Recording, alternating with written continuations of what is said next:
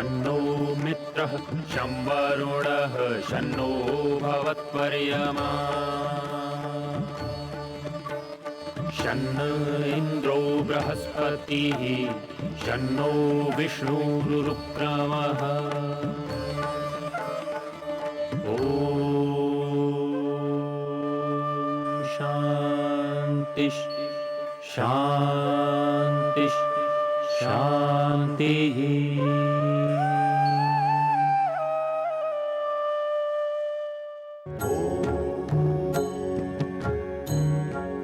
हम यजुर्वेद के शिव संकल्प मंत्रों की चर्चा कर रहे हैं। ये 34वें अध्याय के 6 मंत्र हैं और इनमें से प्रत्येक मंत्र के अंत का जो वाक्य है वो तन्मे मनः शिव संकल्पमस्तु। मेरा ऐसा मन शिव संकल्पों वाला होवे, ये इसमें कामना की गई है। और इस कामना करने से 2 प्रयोजनों का पता चलता है। एक प्रयोजन तो ये मालूम पड़ता है कि मेरा मन कैसा है, और उसके साथ हमें ये मालूम पड़ता है कि वो विकल्प है, चाहे तो सत्संकल्पों वाला होवे और चाहे शिव संकल्पों वाला होवे या न होवे, अर्थात बुरे संकल्प बुरे विचारों वाला होवे। तो ये जो 2 परिस्थितियां हैं ये इन मंत्रों से स्पष्ट होती हैं।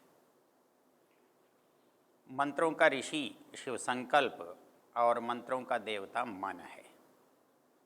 पीछे हमने इसके पहले मंत्र की चर्चा की थी। यज्जाग्रतो दूरमुदयति दैवं तदुसुप्तस्य तथैवैति दूरंगमं ज्योतिषां ज्योतिरेकम तन्मे मनः शिव संकल्पमस्तु। ये जो मेरा मन है शिव संकल्पों वाला होवे कैसा है, तो बताया था कि वो जागते हुए भी सक्रिय रहता है और वो सोते हुए भी सक्रिय रहता है। यह जाग्रतो दूरम उदयति तदुसुप्तस्य तथैवैति, अर्थात उसके सोने और जागने से, हमारे सोने की प्रक्रिया से और जागने की प्रक्रिया से मन के व्यापार पर कोई अंतर नहीं आता।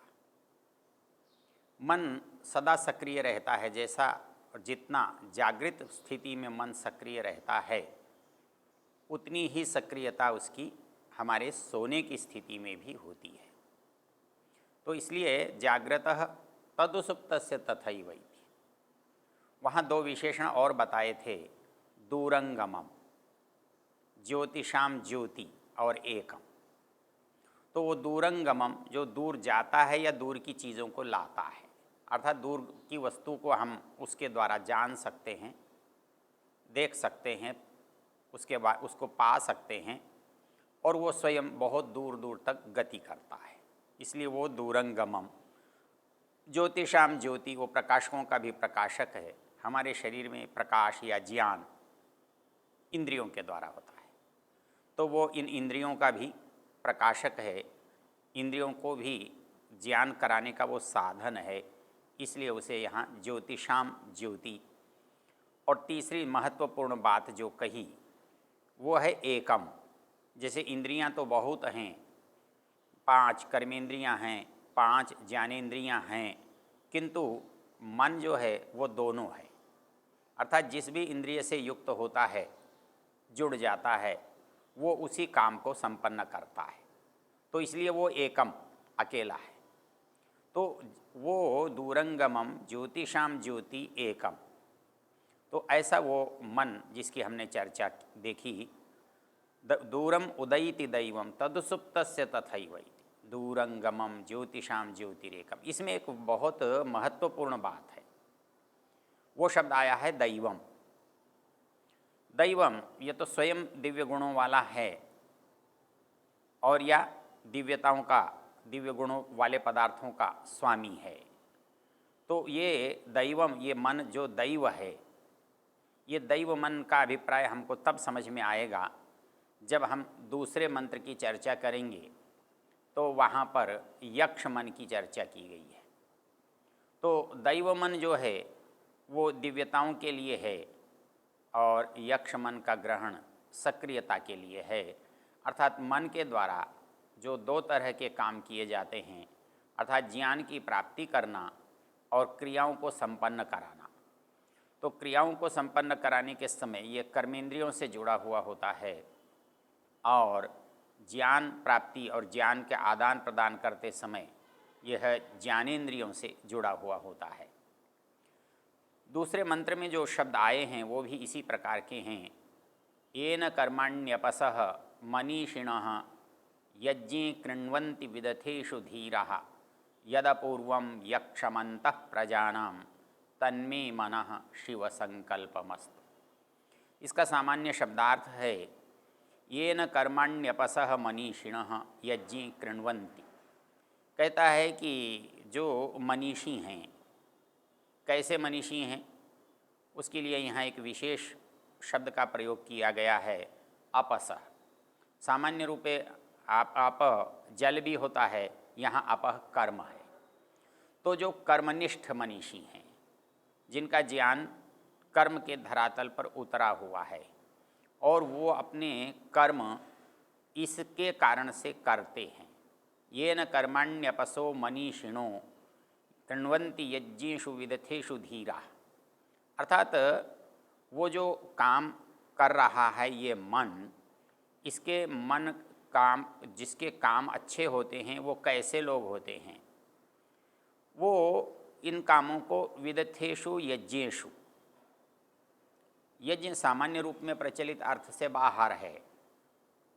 हम सामान्य प्रचलित अर्थ में यज्ञ को अग्निहोत्र तक सीमित रखते हैं, लेकिन यहाँ यज्ञ जो है मन के कार्यों का द्योतक है। तो मन कैसे कैसे कार्यों को करे कि वो कार्य यज्ञीय हो जाए, वो कार्य यज्ञ बन जाए। तो ऐसे समस्त जितने कार्य यज्ञीय हैं उनको ये मन संपन्न करता है। ऋषि दयानंद जब इसका अर्थ करते हैं तो वो कहते हैं कि वेद के अध्ययन करने में, योग का अभ्यास करने में, सज्जनों का सत्संग करने में और योग का अभ्यास करते हुए वेद का पठन पाठन करने में, अर्थात वेद का पठन पाठन करना यज्ञ है, सत्संग करना यज्ञ है, धर्म का आचरण करना यज्ञ है और अग्निहोत्र आदि कार्य करना और योगाभ्यास करना यज्ञ है। तो कहता है यज्ञेषु कर्माणि कुर्वन्ति, इसी मन के द्वारा ऐसा करना संभव है। अर्थात यदि हम चाहते हैं हम अच्छा काम करें तो वो मन के बिना संभव नहीं होता। तो हमें मन को अच्छा बनाना अच्छे काम करने की पहली आवश्यकता है। इस बात को हम ऐसे समझ सकते हैं कि हम जो करते हैं क्या वो कभी बिना सोचे किया जा सकता है। एक कल्पना कीजिए कि कोई व्यक्ति कहीं अपने घर से निकलकर बाजार जा रहा है, तो क्या वो बाजार जाने से पहले उसने सोचा है या वैसे ही बाजार जाने के लिए निकल पड़ा है? तो हम देखेंगे कि मनुष्य जब जब कुछ करता है तब तब पहले उसके बारे में विचार करता है, सोचता है, वो बात उसके ध्यान में आती है, मन में आती है, चाहे वो एक दिशा से दूसरी दिशा की ओर दृष्टि घुमाना ही क्यों न हो। जब उसके मन में आता है मुझे उधर देखना चाहिए, तब उसकी गर्दन उधर घूमती है, उसकी नज़रें उधर दौड़ती हैं और वो उन चीज़ों को देखता है। तो मनुष्य के मन में जितनी भी क्रियाएं होती हैं, छोटी या बड़ी, उन समस्त क्रियाओं में मन की भागीदारी रहती है और उसका पहले मन में विचार होता है और वो बाद में क्रिया में आता है।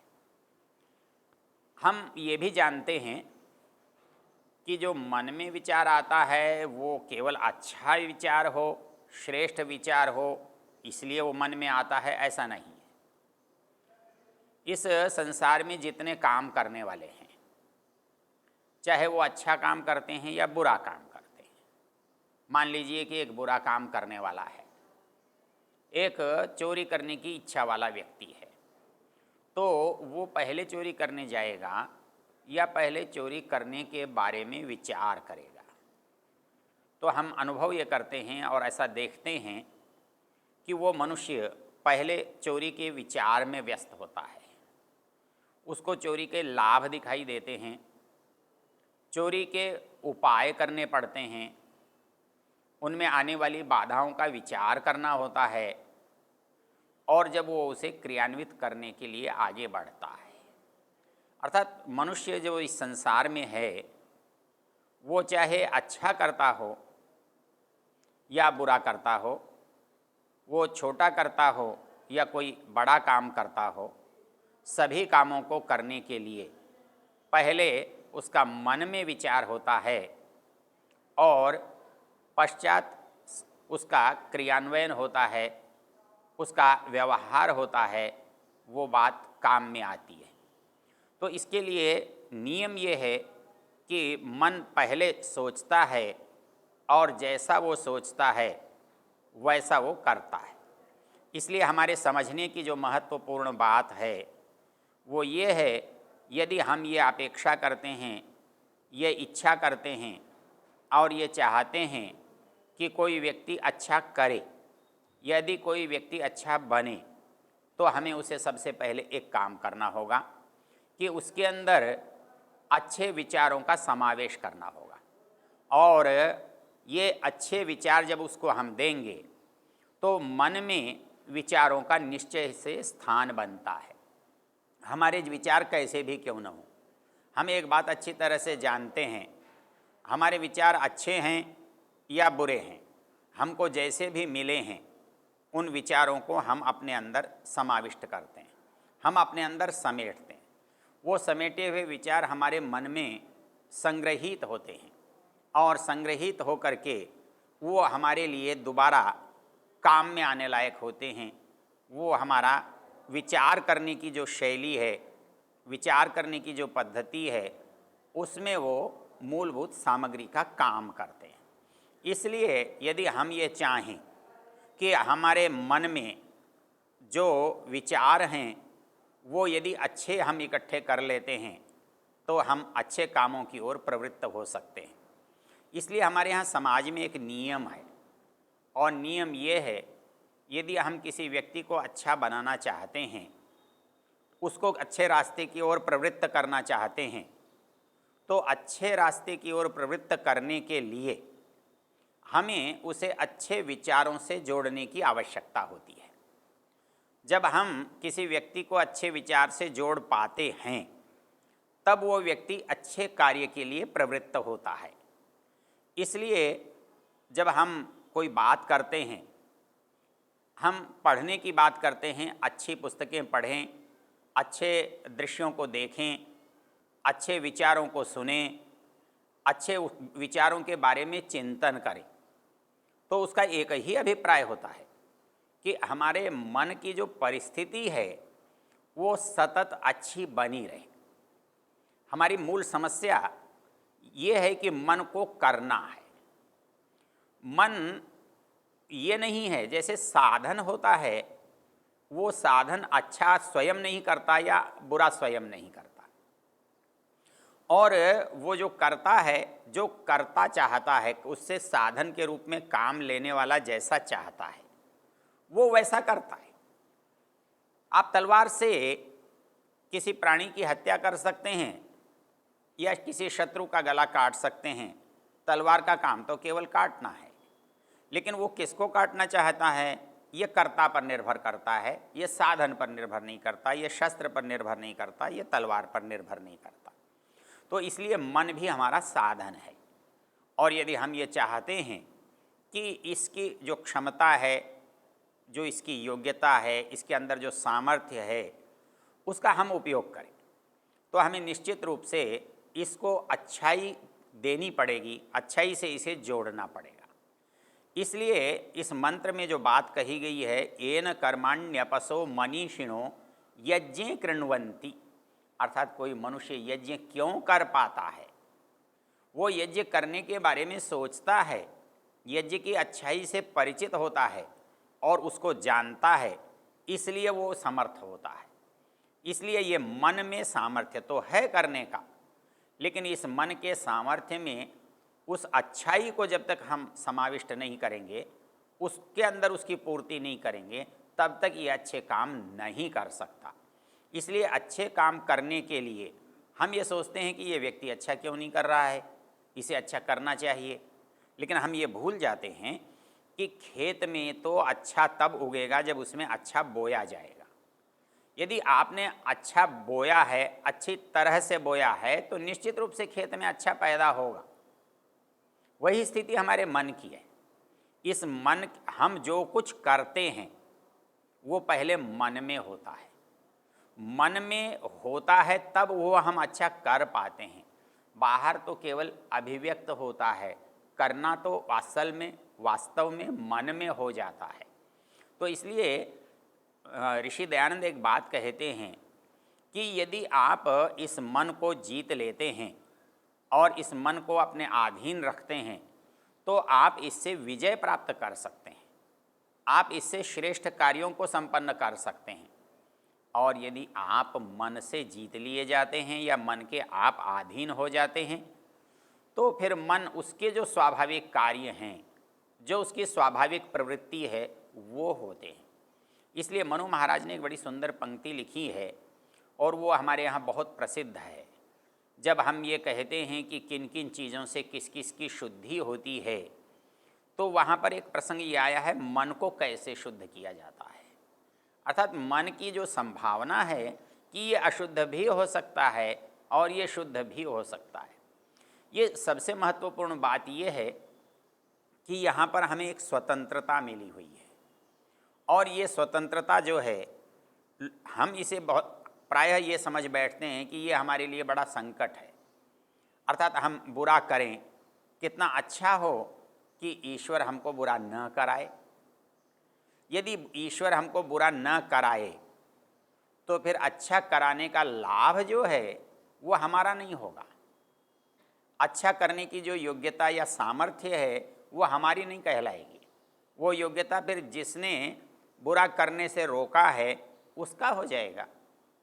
तो मेरा सामर्थ्य ही मेरा कर्म होगा, मेरा कर्म ही मेरे फल के प्रति उत्तरदायी होगा।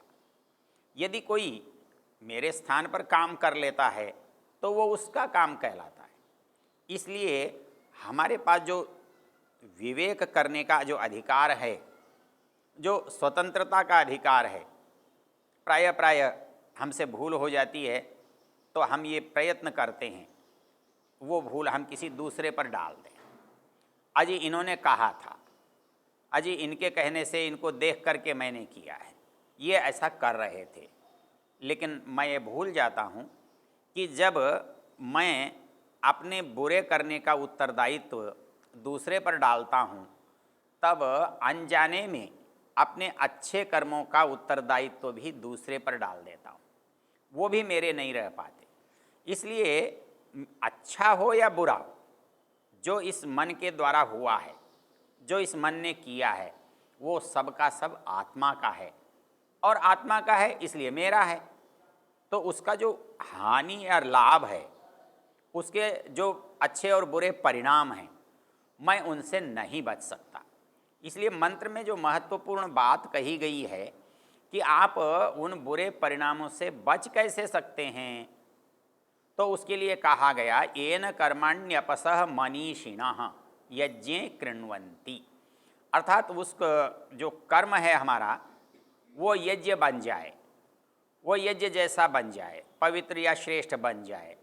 तो इसके लिए हमें मन को यज्ञीय बनाना पड़ेगा, और जिस समय हम मन को यज्ञीय बना लेंगे तब जितने हमारे कर्म हैं वो अपने आप यज्ञीय होंगे।